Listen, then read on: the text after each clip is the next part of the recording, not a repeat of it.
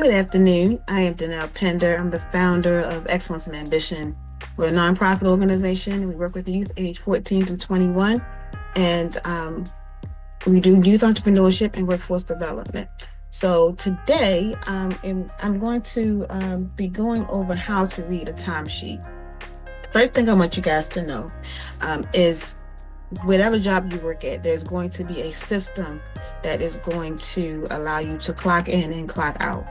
For Excellence and Ambition, we use a system called When I Work.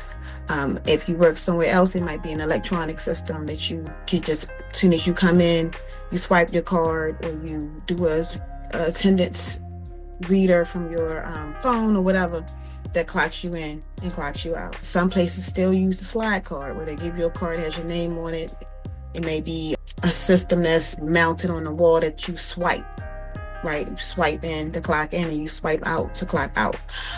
Different places, different companies use different systems. So for Excellence and Ambition, we use When I Work, and I'm going to pull that up now so that you can see that as an example of what you might see in any job. So here we are in the When I Work system. And I pulled up a blank timesheet for myself. I have not clocked in today. I'm about to clock in front of you so you can see what that looks like. And you can pull this up from an app on your phone. So if you're enrolled in our program and you are someone who is earning either service learning hours or paid hours, this is what you would use. The app on your phone allows you to pull up the app, clock in and clock out from your phone. I'm on the laptop version. I'm signed in. I can see everybody's information. This is just my timesheet though. Today I started working. Today is Monday, December the 30th. I started working on this around 6:30 p.m. Right? I plan on being finished with this presentation by 7:30, including editing. So that's an hour that I've worked on this presentation. So as you can see, this is the date, my clock in time, my clock out time, how much time that is dedicated to the work, and then total how much I've worked in this pay period. We're on vacation. We're on our break, our winter break. There are some times in here that I probably missed when I sent out payments, or I did payroll on Friday. I should probably put those in here, but I won't do that right now. The point is, if I did have to go back in and make the adjustment, this is how I would do so. I would pull it up and say, okay, on Friday I did payroll, started payroll around 9 o'clock. I didn't finish payroll really until way in the evening, but I'm going to put like 5 p.m. right? And so that's going to show that 8 hours of work for that day, right? And that's going to total 9 hours so far on this time pay period. Okay, so that's how you clock in and clock out using the When I Work system on a laptop. All right, so now I'm going to show you guys a sample timesheet. So at the end of the pay period, after 2 weeks, I don't know if you saw that, you should have saw that, that your pay period usually lasts 2 weeks. At the end of your 2 weeks, that Friday, you can look and see all of your hours on your timesheet. So let me show you what that looks like. You can do share screen.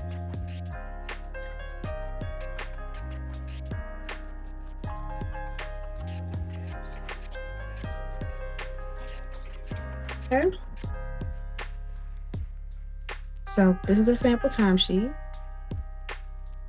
Again, you will see your first and last name in the corner.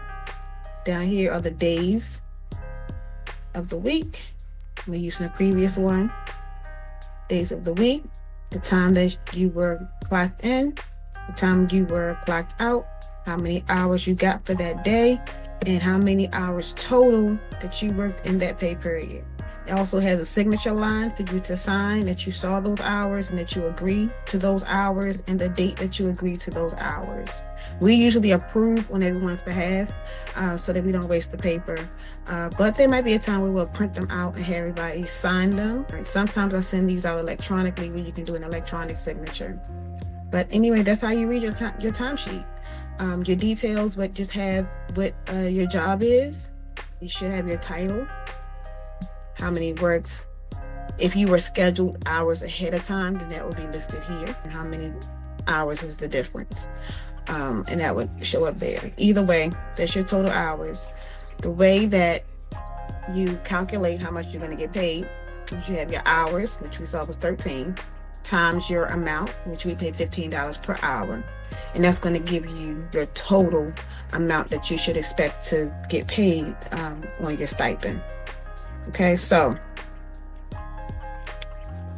13 times 15 equals $195 is what your stipend pay would be if you work 13 hours at $15 per hour.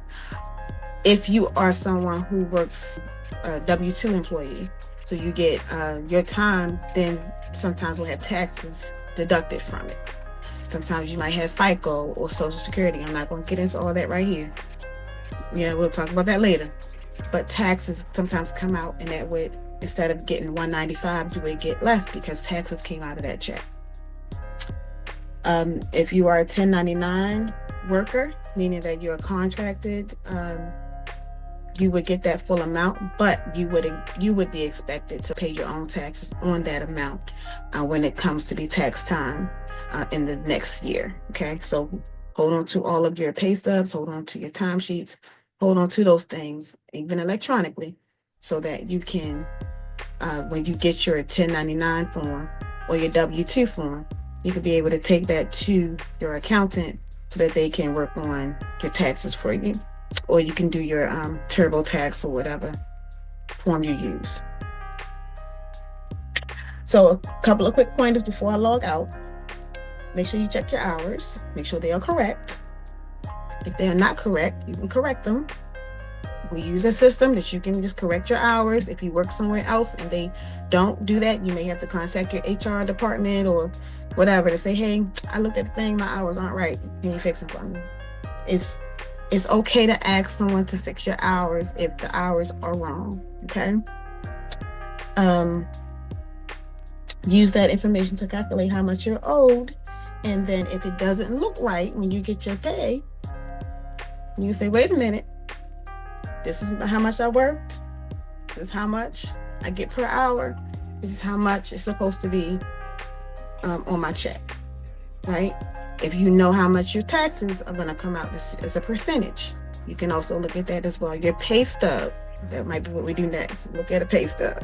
Your pay stub will have all that information on there for you. How much you earned altogether, which is called your gross income.